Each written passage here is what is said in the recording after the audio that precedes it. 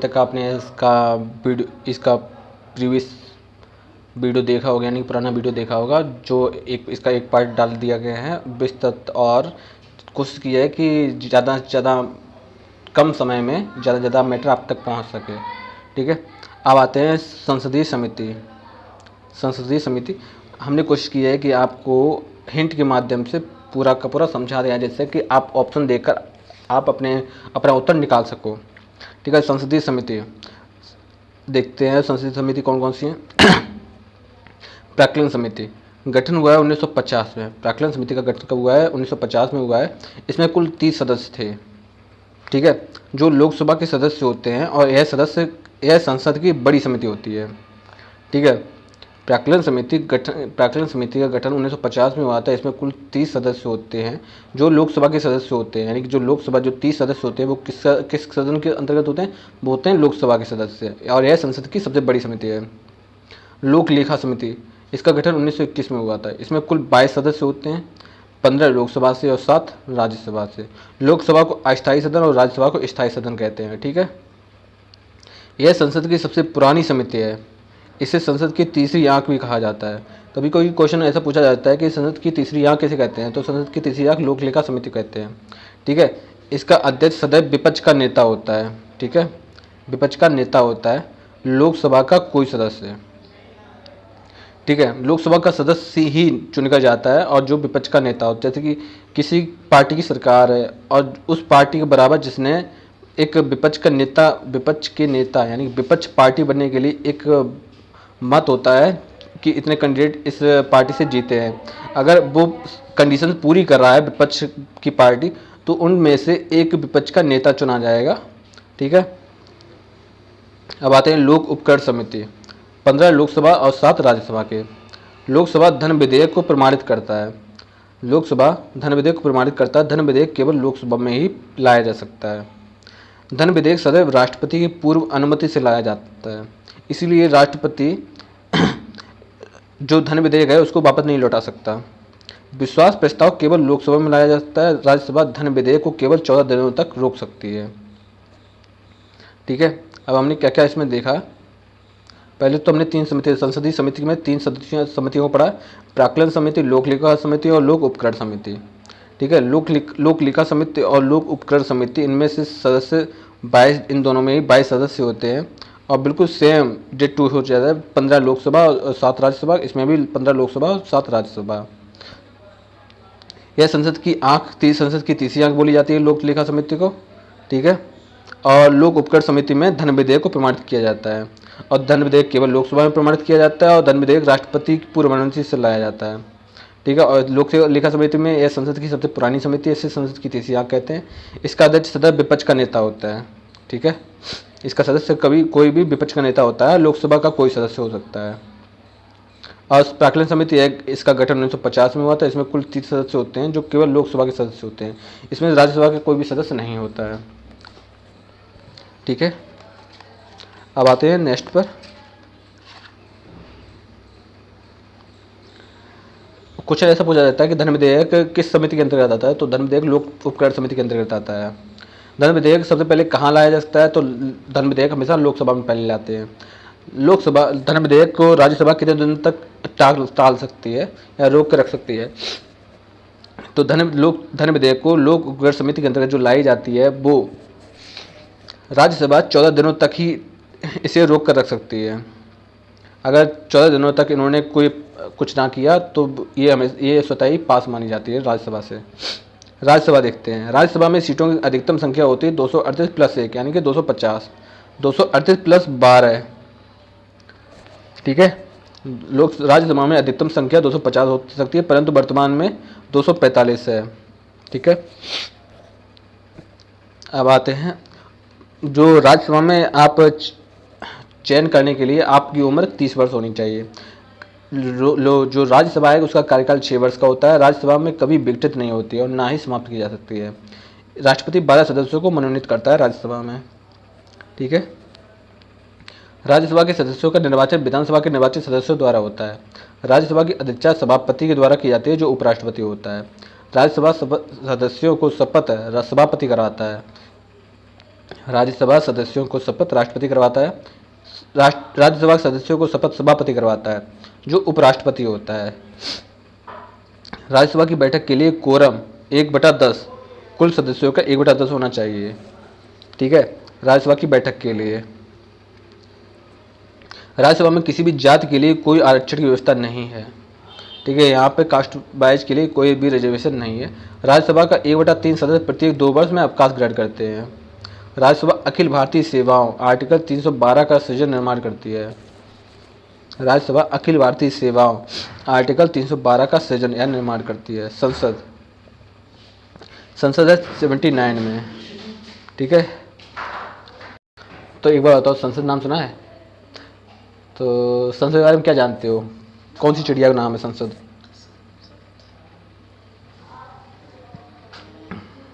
अब तुमने सुनी है कि नई संसद बनी, नई संसद बनी, नई संसद बनी, बहुत चर्चा में नई संसद बनी है, नहीं पता तुम्हें? चलो ठीक है, अखबार में जाके पढ़ लियो जाए। जिसको जो फीता ईता है ना, डॉक्टर हमारे प्रधानमंत्री मनमोहन मोदी जी ने, ठीक है, प्रधानमंत्री मोदी नरेंद्र दामोदर दास मोदी ने किया है। नई संसद है। ठीक है, जो संसद है जो कौन से आर्टिकल में आते हैं, यानी कौन से अनुच्छेद में आते हैं हमारे संविधान में? नहीं पता? हम बताएं।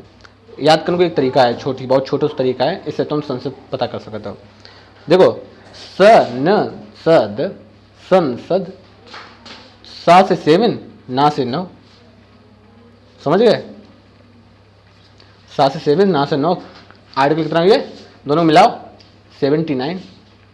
आर्टिकल नंबर कौन सा? 79, यानी कि 79। तो अब अगर बाई चांस कोई आया जाए तो कैसे करिए? देखो, सब कुछ भूल जाओ, सन न स त, इसको हटा दो, सा से 7, ना से 9, आर्टिकल 79। कन्फर्म? अब कौन बोले उतना ही? ठीक है। संसद संविधान के अनुच्छेद 79 के अंतर्गत संसद की व्यवस्था है। संसद के 3 अंग होते हैं, राज्यसभा, लोकसभा, राष्ट्रपति। राष्ट्रपति नाम सुनो है? और Rajya Sabha, Lok Sabha. Done? Confirm? Lock करें? ठीक है। तो संसद के कितने अंग? 3 अंग है, राज्यसभा, लोकसभा और राष्ट्रपति। ठीक है। अब जो संसद के सदन कितने हैं? अंग तो 3 होंगे, लेकिन सदन कितने हैं?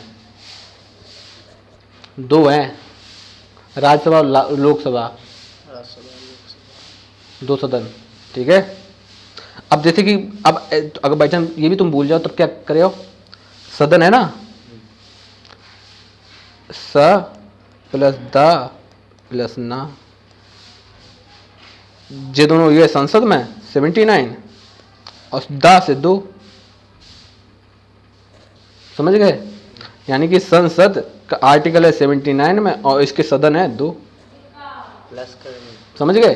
अभी जो एक तरीका है याद करने को, अब इतनी सारी चीजें 395 आर्टिकल है, नहीं याद कर सकते तो आप हिंट के तौर पे याद कर सकते हो, समझ गए? तो कितने सदन हो गए? 2 सदन, द से 2, कंफर्म? तो राज्यसभा और लोकसभा, लोकसभा और राज्यसभा।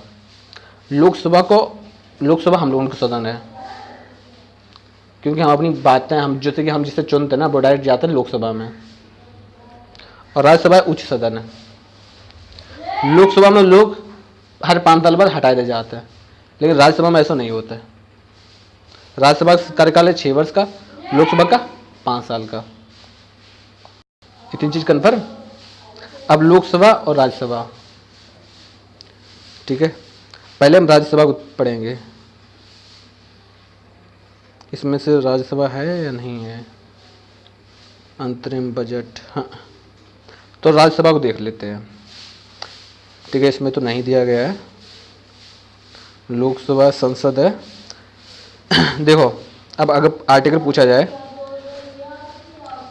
अब आर्टिकल बैठो चुपचाप, अगर आर्टिकल पूछा जाए कि राज्यसभा और लोकसभा के आर्टिकल कौन से अनुच्छेद में आते हैं? संसद कितने अंग? 3। संसद है 79 में, तो राज्यसभा हो गई 80 में, 80 में, लोकसभा हो गई 81 में। तीनों एक क्रम में हो गए, 79, 80, 81, यानी 79, 80, 81। संसद, राज्यसभा, लोकसभा, 3 चीज कन्फर्म। जब भी संसद का नाम लो जाए तो हमेशा राज्यसभा और उसके दोनों सदन के भी अंतर्गत आए जाए हैं, जैसे कि ठीक है, डन। ये 3 चीज कन्फर्म है ना। जब भी संसद का नाम आया तो तुम क्या क्या चीज ध्यान रखे, राज्यसभा और लोकसभा। संसद है 79 में, तो राज्यसभा होगी 80 में और लोकसभा 81 में। चलो ठीक है, आगे बढ़ाते हैं प्रोसेस। लोकसभा सदस्यों का चुनाव प्रत्यक्ष रूप से होता है जनता के द्वारा। जो हम लोग वोट डालते हैं ना, तो उससे हम लोकसभा के सदस्य चुनते हैं, विधायक, एमएलए। भारत में लोकसभा सीटों की अधिकतम संख्या कितनी है? 530 प्लस 20 प्लस 2 बराबर 552। ठीक है, डन। संसद में कितने सदन होते हैं? संसद में सदन कितने होते हैं? संसद में सदन 3 होते हैं। कैसे पता किया? संसद में सदन पूछा गया है। सदन, सा हटा दो, ना हटा दो, दा बचा, दा से 2 हो गए। कौन कौन से होते हैं? राज्यसभा, लोकसभा। ठीक है, प्रिय सदन किसे कहते हैं? प्रिय सदन वो सदन होता है जिसमें हम अपनी बातें बहुत आसानी से दूसरे तक पहुंचा सके, और हमारे अपने कैंडिडेट को कहेंगे कि ऐसा है कि हमको ये, हमारी ये डिमांड है। ठीक है, और जो आपका कैंडिडेट होगा वो जाके लोकसभा में कहेगा कि ऐसा है कि हमारे लोग ये कह रहे हैं कि हमको ये चीज़ चाहिए। इस चीज़ को हमारे जो लोकसभा क्षेत्र है ना, उसमें ये चीज़ कम पड़ रही है। मतलब चीज़ अच्छी नहीं लग रही, इसको हटा। जैसे कि सड़क नहीं है, हमको जीटी रोड चलवानी है, करवानी है, ठीक है, तो हम जाके कहेंगे, जाके प्रस्ताव पारित करेंगे गैस लोकसभा में, कैसा है हमको सड़क चाहिए, तो वहाँ से बजट आएगा और उसमें हम सड़क हमको मिलेगी। लोकसभा में अनुच्छेद, लोकसभा कौन से अनुच्छेद में आए? लोकसभा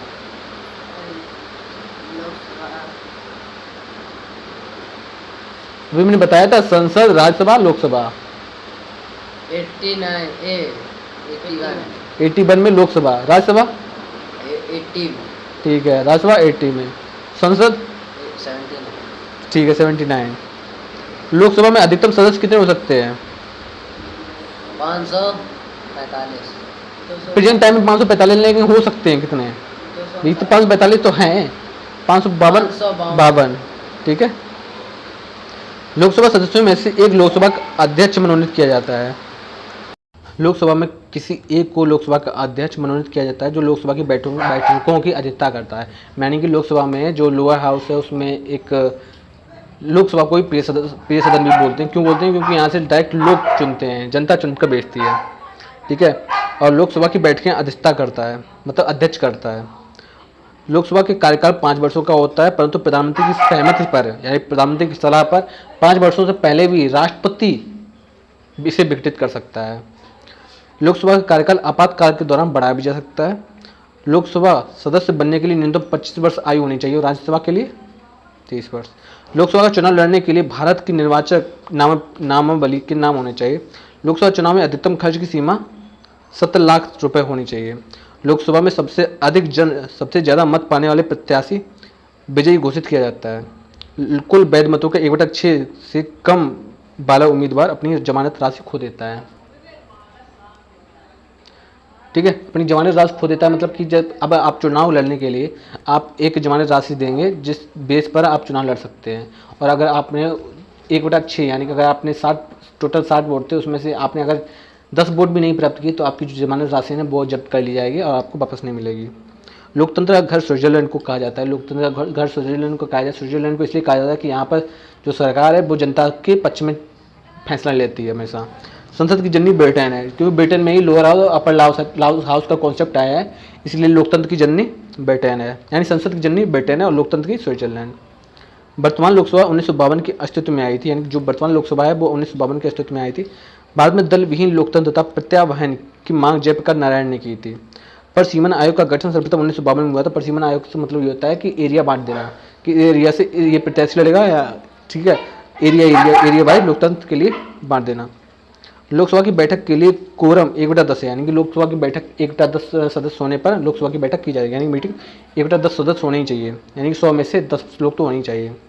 लोकसभा का कोई भी सदस्य हस्ताक्षर सहित त्यागपत्र दे सकता है लोकसभा अध्यक्ष को। अगर किसी लोकसभा का कोई सदस्य है उसको रिजाइन करना है तो वो अपने हस्ताक्षर के साथ लोकसभा अध्यक्ष को अपना इस्तीफा दे सकता है, यानी कि त्यागपत्र दे सकता है। लोकसभा अविश्वास प्रस्ताव लाने के लिए 50 सदस्यों का होना अनिवार्य है। जैसे कि अब बाई चांस किसी लोकसभा में कोई एक चीफ मिनिस्टर है, यानी किसी पार्टी का नेता या मुख्यमंत्री बना है, अगर उस मुख्यमंत्री को हटाने के लिए हटाना चाहें तो हम उसमें 50 सदस्य उनको खरीद लें या उनको कुछ भी कर दें या वो मिल जाएं तो अविश्वास प्रस्ताव लाया जा सकता है। संविधान में विश्वास एवं अविश्वास प्रस्ताव का कोई उल्लेख नहीं है। भारत में जनसंख्या के आधार पर सबसे बड़ी सीट है मलखाजगिरी और सबसे छोटी सीट है लक्षद्वीप। यूपी की सर्वाधिक जनसंख्या वाली सीट है गाजियाबाद। संसद की शक्तियां देखते हैं। बजट का अनुमोदन संसद द्वारा किया जाता है। बजट का अनुमोदन संसद द्वारा किया जाता है। आपातकाल की घोषणा संसद के द्वारा किया जाता है। आपातकाल की घोषणा कहाँ से की जाती है? संसद के द्वारा। नागरिकता संबंधी प्रावधान अध्यादेश की मंजूरी भी संसद को द्वारा होती है, यानी बजट भी संसद द्वारा, आपातकाल की घोषणा भी और नागरिकता संबंधी प्रावधान भी। संसद की प्रक्रिया देखते हैं। विधेयक मुख्य रूप से 2 प्रकार के होते हैं। संसद की प्रक्रिया गए नहीं ना, बंद तो करो। संसद की प्रक्रिया विधेयक मुख्य रूप से 2 प्रकार के होते हैं। सरकारी विधेयक देखते हैं। ऐसे विधेयक जो मंत्रिपरिषद के किसी भी सदस्य के द्वारा लाया जाता है, जिसकी अनुमति 1 सप्ताह पूर्व लेने की होती है, सरकारी विधेयक कहलाता है। धन विधेयक वित्त विधेयक से निकला है। 1961 में दहेज निरोध अधिनियम जवाहरलाल नेहरू लाए थे। 1978 में बैंकिंग सेवा अधिनियम और 2002 में पोटा। देखो, तीनों में संयुक्त अधिवेशन वाला एकमात्र व्यक्ति अटल बिहारी वाजपेयी थे। जो तीनों अधिवेशन में जो एकमात्र सदस्य था जो अटल बिहारी वाजपेयी थे। इन्होंने तीनों अधिवेशनों में के सदस्य रहे। राष्ट्रपति एवं उपराष्ट्रपति का सभा का अधिवेशन नहीं करता था। राष्ट्रपति या उपराष्ट्रपति का सभा का अधिवेशन नहीं करता है। संसदों को सत्र शुरू होने से 10 दिन पहले और 40 दिन के बाद तक गिरफ्तार नहीं किया जाता है। सांसदों को सत्र शुरू होने से पहले, ठीक है, 40 दिन पहले या 40 दिन बाद गिरफ्तार नहीं किया जाता है, परंतु फौजदारी मामले में कोर्ट के आदेश से गिरफ्तारी किया जा सकता है। फौजदारी मामले में कोर्ट के आदेश पर गिरफ्तार हो सकते हैं। सदन को सदन के भीतर हुए अनियमितताओं को निपटाने का अधिकार होता है। सदन को सदन के भीतर जो अनियमितताएं होती हैं उनको निपटाने का अधिकार होता है। जैसे कि एक टाइम ऐसा था कि सदन के भीतर पैसे उछाले गए थे, ठीक है, तो वो सदन के भीतर का मामला था और इसीलिए उसको निपटाने का अधिकार भी सदन को ही था। धन विधेयक को अनुच्छेद 110 में अपरिभाषित किया गया है। धन विधेयक को अनुच्छेद 110 में परिभाषित किया गया है। धन विधेयक को लोकसभा पर पूर्व अनुमति की आवश्यकता होती है। धन विधेयक को लोकसभा पर पूर्व अनुमति की आवश्यकता होती है, ठीक है। बजट 112 में है, धन विधेयक 110 में है। बजट देखते हैं।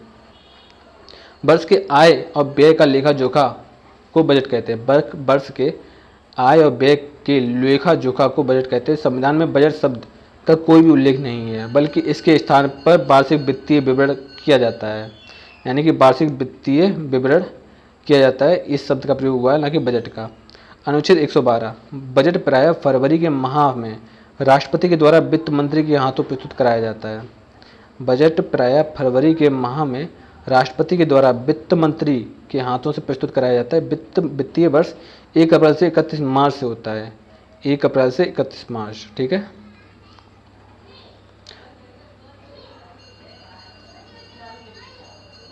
आरबीआई जुलाई का जून है। अंतरिम बजट विशेष परिस्थितियों में कुछ दिनों के लिए काम चलाऊ बजट अंतरिम बजट नहीं है। विशेष परिस्थितियों में कुछ दिनों के लिए काम चलाऊ बजट अंतरिम बजट नहीं है। रेल बजट को आम बजट से एक वर्ष कमेटी की अनुशंसा पर 1924 में अलग कर दिया गया था।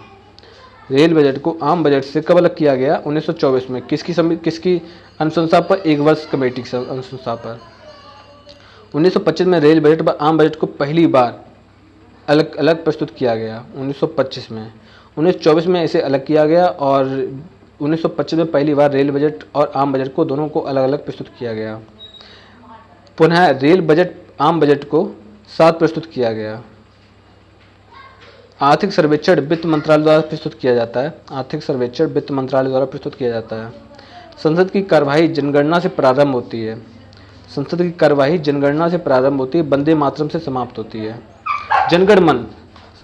संसद की कार्यवाही जनगण मन से प्रारंभ होती है और वंदे मातरम से समाप्त होती है। भारत की देन, संसद शुरू होने से पहले पहला घंटा 11 से लेकर 12 प्रश्न काल कहलाता है। सदन शुरू होने का पहला घंटा जो 11 बजे से लेकर 12 बजे तक प्रश्न काल कहलाता है। सदन का दूसरा घंटा 12 बजे से 1 शून्यकाल कहलाता है, यानी कि 11 से 12 प्रश्नकाल और 12 से 1 शून्यकाल। क्रिकेट की शुरुआत इंग्लैंड 52वें स्टेडियम। प्रधानमंत्री, अनुच्छेद 74 के अनुसार राष्ट्रपति की सलाह के लिए एक मंत्रिपरिषद होगी जिसका चुनाव होगा, जिसका प्रमुख प्रधानमंत्री होगा। अनुच्छेद 75 एक राष्ट्रपति प्रधानमंत्री की नियुक्ति करता है तथा प्रधानमंत्री के परामर्श पर अन्य सभी मंत्रियों व्यक्तिगत रूप से राष्ट्रपति के प्रति उत्तरदायी होते हैं। मंत्रिपरिषद सामूहिक रूप से लोकसभा के प्रति उत्तरदायी होते हैं। किसी मंत्री के खिलाफ अविश्वास प्रस्ताव पास होने के बाद पूरी सरकार गिर जाती है। किसी मंत्री के खिलाफ अविश्वास प्रस्ताव पास होने के बाद सरकार पूरी गिर जाती है। सभी मंत्रियों को गोपनीयता की शपथ राष्ट्रपति द्वारा दिलाई जाती है। भारत के पहले प्रधानमंत्री जवाहरलाल नेहरू थे। भारत पहली महिला प्रधानमंत्री इंदिरा गांधी। सबसे अधिक आयु के प्रधानमंत्री थे मोरारजी देसाई। भारत का पुरस्कार एवं पाकिस्तान को निशान मिला है मोरारजी देसाई। भारत में ऐसे प्रधानमंत्री कभी भी सदन का सामना नहीं किया था, वो थे चौधरी चरण सिंह। चौधरी चरण सिंह ये एक ऐसे प्रधानमंत्री थे जो कभी सदन नहीं गए। सबसे कम आयु के प्रधानमंत्री थे राजीव गांधी। संघ की कार्यपालिका शक्ति राष्ट्रपति में निहित होती है, प्रधानमंत्री करता है। संघ की कार्यपालिका शक्ति राष्ट्रपति में निहित होती है, प्रधानमंत्री करता है। मंत्रिपरिषद सामूहिक रूप से लोकसभा के प्रति उत्तरदायी होते हैं तथा मंत्री व्यक्तिगत रूप से राष्ट्रपति के प्रति उत्तरदायी होते हैं। सामूहिक रूप से लोकसभा के प्रति और व्यक्तिगत रूप से राष्ट्रपति के प्रति। प्रधानमंत्री बनने के लिए 25 वर्ष की आयु होनी चाहिए। प्रधानमंत्री का कार्यकाल सामान्यतः 5 वर्ष का होता है। यदि कोई मंत्री किसी सदन का सदस्य नहीं है तो वह 6 महीने के भीतर सदस्य बनना अनिवार्य होगा। मंत्री 3 प्रकार के होते हैं, कैबिनेट मिनिस्टर, राज्य मिनिस्टर यानी स्टेट मिनिस्टर और उप मंत्री। ठीक है, कैबिनेट स्तर के, राज्य स्तर के उप मंत्री। प्रधानमंत्री मंत्रिपरिषद का अध्यक्ष होता है। मंत्रिपरिषद में अधिकतम संख्या 15% अनुच्छेद 51 में हो सकती है तथा न्यूनतम संख्या 12। भारत की पहली केंद्रीय मंत्री राजकुमारी अमृता कौर थीं। भारत की पहली केंद्रीय मंत्री। भारत के पहले गैर कांग्रेसी मंत्री मोरारजी देसाई थे। सबसे अधिक आयु के प्रधानमंत्री थे मोरारजी देसाई। भारत के कार्यकाल में सबसे कम दिन अटल बिहारी वाजपेयी, ये 3 बार बने हैं। प्रथम कार्यवाहक प्रधानमंत्री थे गुलज़ारीलाल नंदा। गोवा मिजोरम में 60 से कम सीटें हैं। मध्य प्रदेश के मुख्यमंत्री कमलनाथ। ये उस टाइम को बताया गया है जब ये नोट्स लिखा गया होगा। उप प्रधानमंत्री देखते हैं। भारत के पहले उप प्रधानमंत्री थे सरदार वल्लभ भाई पटेल। विधानमंडल 168 देखते हैं। आर्टिकल 168 के अंतर्गत प्रत्येक राज्य में विधानमंडल होगा जो एक सदनीय व दूसरा सदनीय होगा। विधानमंडल का उच्च सदन विधान परिषद और निम्न सदन विधानसभा होगा। विधान परिषद में 169 और विधानसभा 170। विधानसभा में सीटों की अधिकतम संख्या 500। देखो, जो विधानमंडल और विधानसभा है, जो विधान परिषद है वो है 169 में और विधानसभा है वो है 170 में। विधानसभा में सीटों की अधिकतम संख्या 500 हो सकती है और न्यूनतम संख्या 60। किंतु गोवा में 40, मिजोरम में 40, सिक्किम में 32 अपवाद स्वरूप सीटों की संख्या कम है। उत्तर प्रदेश में विधानसभा सीटों की संख्या है 403 + 1 यानी 404। विधानसभा का सदस्य बनने के लिए न्यूनतम 25 वर्ष की आयु होनी चाहिए। विधानसभा का चुनाव प्रत्यक्ष रूप से जनता के द्वारा गुप्त मतदान प्रणाली द्वारा किया जाता है। विधानसभा सदस्य का कार्यकाल शपथ ग्रहण से 5 वर्ष तक का होता है। विधानसभा सदस्यों यानी विधानसभा अध्यक्ष द्वारा शपथ ग्रहण कराया जाता है। मंत्रिपरिषद की सलाह पर राज्यपाल 5 वर्ष से पूर्व विधानसभा को भंग कर सकता है। मंत्रिपरिषद की सलाह पर राज्यपाल 5 वर्ष से पूर्व विधानसभा को भंग कर सकता है। विधानसभा में बहुमत प्राप्त दल के नेता को मुख्यमंत्री चुना जाता है। विधान परिषद के सदस्यों का चुनाव अप्रत्यक्ष रूप से जनप्रतिनिधियों द्वारा किया जाता है। विधान परिषद में सीटों की अधिकतम संख्या राज्य के कुल विधान सीटों के 1/3 से ज़्यादा नहीं होनी चाहिए तथा न्यूनतम संख्या 40 से कम नहीं होनी चाहिए, लेकिन जम्मू कश्मीर 36 इसका अपवाद है।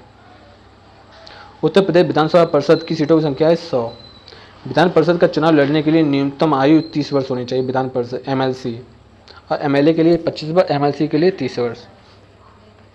विधान परिषद के सदस्यों का कार्यकाल 6 वर्ष तथा विधान परिषद का कार्यकाल विधानसभा की संस्तुति तक होती है।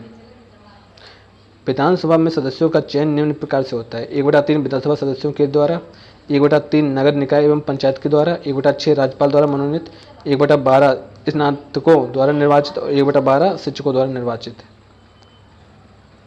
बाद में कुल 7 राज्यों में विधानसभा परिषद अस्तित्व में है। उत्तर प्रदेश, बिहार, महाराष्ट्र, कर्नाटक, जम्मू कश्मीर, आंध्र प्रदेश और तेलंगाना। विधान परिषद विधानसभा द्वारा पारित विधेयक को अधिकतम 4 माह तक रोक सकती है। विधान परिषद MLA द्वारा पारित विधेयक को अधिकतम 4 माह तक रोक सकती है। विधान परिषद का प्रसाधन विधेयक को 14 दिनों तक रोकने के सिवाय कुछ नहीं कर सकती है। ठीक है, राज्यपाल देखते हैं। राज्यपाल है 153 में, विधान परिषद 169 और विधान परिषद 170। राज्यपाल 153 के तहत प्रत्येक राज्य का एक राज्यपाल होगा। राज्यपाल की नियुक्ति राष्ट्रपति द्वारा की जाती है। राज्यपाल बनने की न्यूनतम आयु 35 वर्ष होनी चाहिए। राज्यपाल को शपथ ग्रहण करने से संबंधित उच्च न्यायालय का न्यायाधीश कराता है। जैसे राष्ट्रपति को सुप्रीम कोर्ट का, वैसे राज्यपाल को उच्च न्यायालय के न्यायाधीश। राज्यपाल का कार्यकाल 5 वर्ष का होता है, किंतु यह राष्ट्रपति के प्रसाद पद तक पद धारण कर सकता है। राज्यपाल को राज्य की संचित निधि से वेतन दिया जाता है और पेंशन केंद्र के संचित निधि से। क्वेश्चन ऐसा पूछा जाता है कि राज्य की संचित निधि से वेतन किसको दिया जाता है? राज्यपाल को पेंशन, और केंद्र की संचित निधि से राज्यपाल को। राज्यपाल मुख्यमंत्री की नियुक्ति करता है तथा मुख्यमंत्री की सलाह पर अन्य मंत्रियों की नियुक्ति करता है। राज्यपाल राज्य के महाधिवक्ता की नियुक्ति करता है। राज्यपाल राज्य द्वारा लोक सेवा आयोग UPSC के अध्यक्ष की नियुक्ति तथा अन्य सदस्य की नियुक्ति करता है। राज्यपाल को मुख्यमंत्री से सूचना प्राप्त करने का अधिकार है। राज्यपाल अनुच्छेद 213 के अंतर्गत अध्यादेश यानी अमेंडमेंट यानी कि ऑर्डिनेंस जारी कर सकती है। राज्यपाल विधानसभा में एक आंग्ल भारतीय की नियुक्ति कर सकता है। राज्यपाल विधानसभा का विघटन मंत्रिपरिषद की सलाह पर कर सकता है।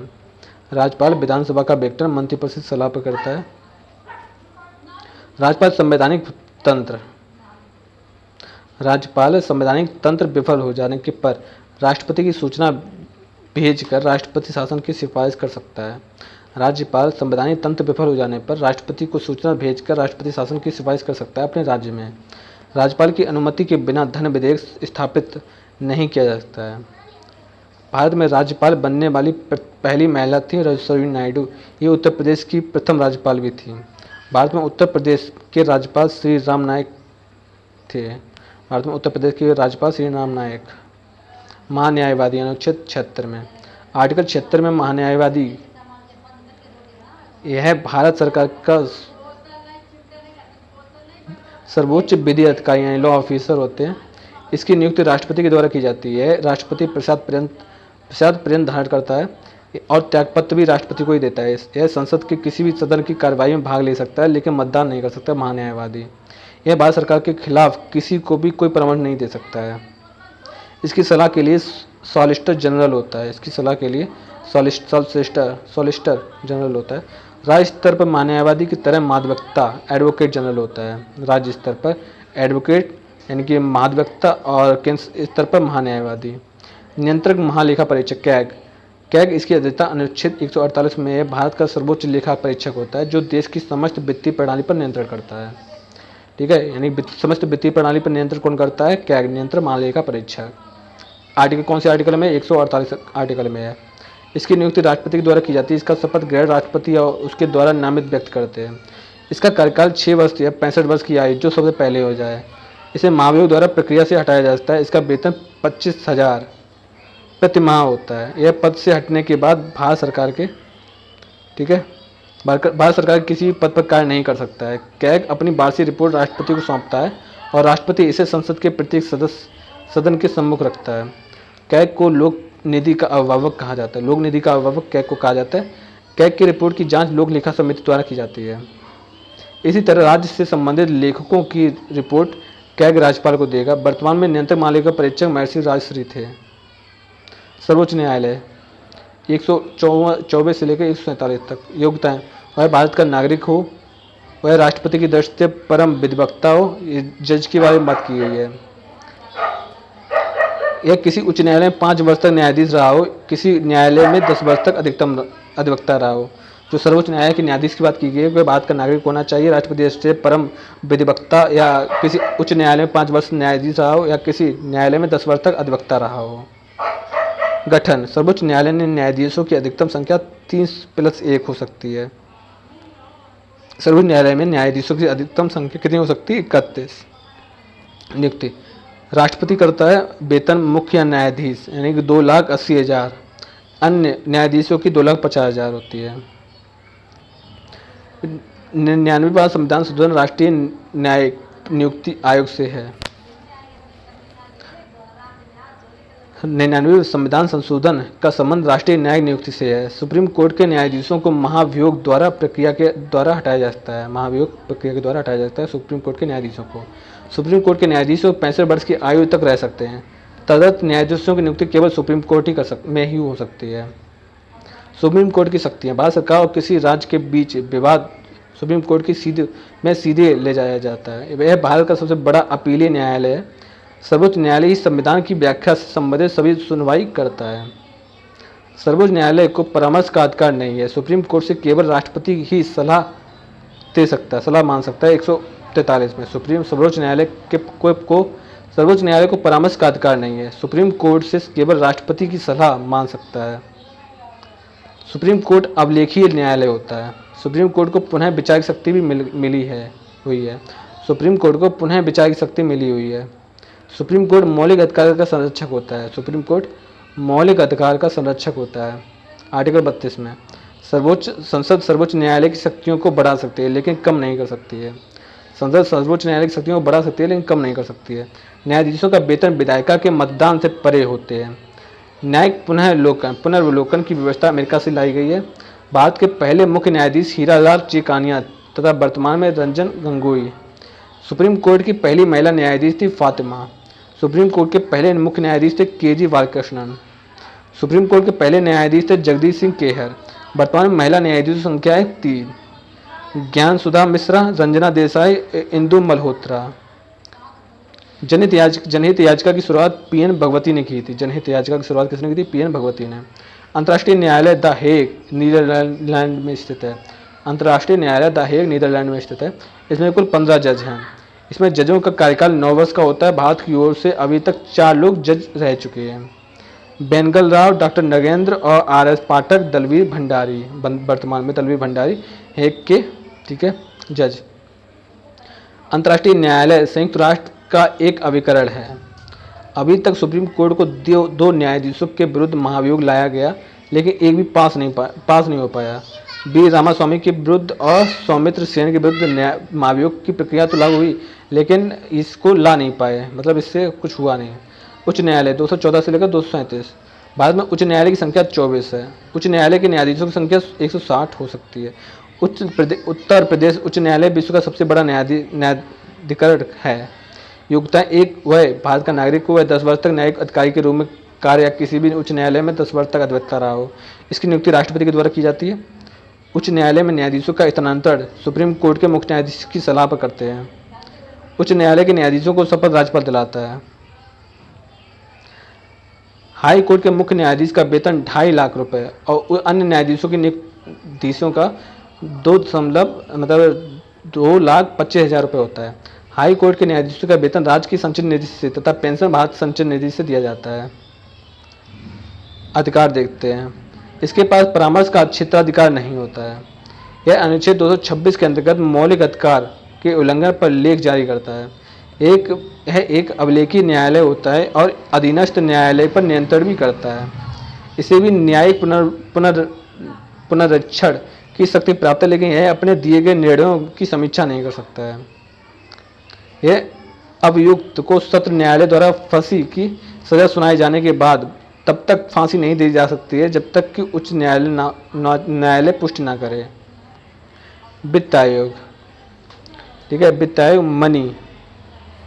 अब वित्त आयोग को कैसे याद रखोगे, ठीक है, आर्टिकल है 280। अब 280 में देखते हैं, एम से आ गया 13, एम को रीजनिंग में 13 बोलते हैं, और ओ को 15, दोनों को जोड़ दिया 28, ठीक है। तो अगर बाई चांस वित्त आयोग पूछा जाए कि वित्त आयोग कौन से आर्टिकल में आता है, तो मनी, एम से 13 और ओ से 15 दोनों को मिला दिया 28 हो गए, तो 280 में वित्त आयोग आता है। वित्त आयोग एक संवैधानिक संस्था है। इसके गठन राष्ट्रपति के द्वारा प्रत्येक 5 वर्ष में किया जाता है। इसका मुख्य कार्य केंद्र व राज्य के मध्य वित्तीय संसाधनों का बंटवारा करना है। प्रथम वित्त आयोग का गठन 1951 में हुआ था और इसके अध्यक्ष थे केसी नियोगी। वित्त आयोग के अध्यक्ष नंद किशोर सिंह हैं। नीति आयोग देते हैं, एक गैर संवैधानिक निकाय है। इसकी स्थापना 1 जनवरी 2015 को योजना आयोग के स्थान पर की गई थी। इसका पदेन अध्यक्ष प्रधानमंत्री होता है तथा उपाध्यक्ष प्रधानमंत्री के द्वारा नियुक्त किया गया होता है। नीति आयोग के पहले उपाध्यक्ष हरविंद पडगड़िया थे। नीति आयोग के वर्तमान उपाध्यक्ष राजीव कुमार। इस सूत्र वाक्य के सबका साथ सबका विकास, इसकी पहले बैठक 8 जनवरी 2015 को हुई थी। चुनाव आयोग देखते हैं, ठीक है, चुनाव आयोग। अब इसको कैसे देखेंगे, इसको याद कैसे करना है, तो इससे सी निकल रहा है, सी होता है 3, ठीक है। अब देखो इनको 4 में से 1 घटा दिया तो 3 बचा, ठीक है, तो लास्ट में 4 आएगा, तो 224 और 229, ठीक है। निर्वाचन आयोग व चुनाव आयोग बहुसदस्यीय संवैधानिक है। इसके अध्यक्ष में सदस्य की नियुक्ति राष्ट्रपति के द्वारा की जाती है। मुख्य चुनाव आयुक्त का कार्यकाल 6 वर्ष या 65 वर्ष की आयु जो पहले हो जाए। 25 जनवरी 1951 को निर्वाचन आयोग की स्थापना हुई, इसलिए 25 जनवरी को प्रतिवर्ष मतदाता दिवस मनाया जाता है। मुख्य निर्वाचन आयुक्त को उसी रीति से हटाया जाएगा जिस रीति से सुप्रीम कोर्ट के न्यायाधीशों को हटाया जाता है, महाभियोग प्रक्रिया द्वारा। भारत के पहले चुनाव आयुक्त सुकुमार सेन थे और वर्तमान में सुनील अरोड़ा। भारत की पहली महिला निर्वाचन आयुक्त BS रामा देवी बनी है।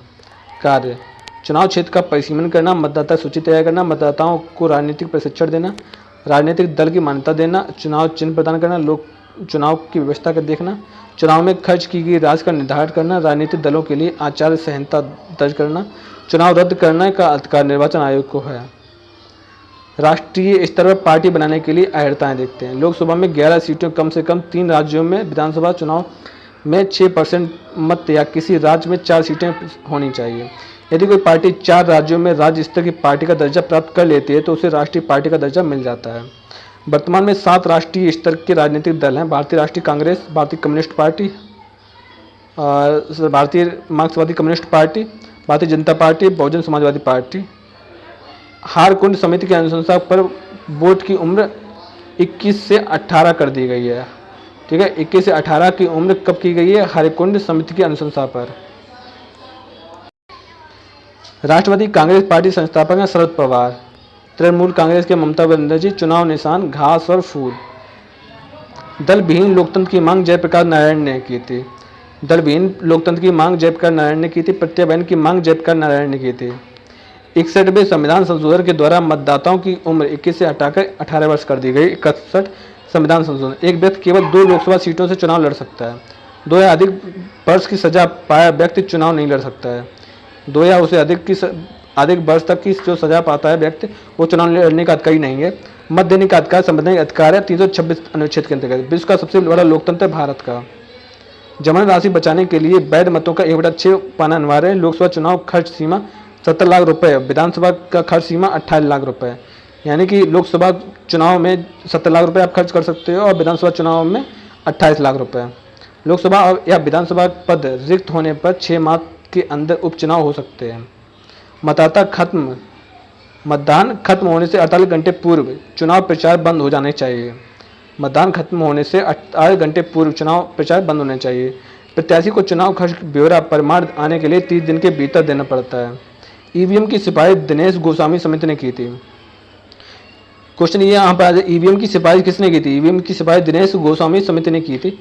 नोटा का प्रयोग सुप्रीम कोर्ट के आदेश के द्वारा 27 सितंबर 2013 के निर्णय के द्वारा किया गया था।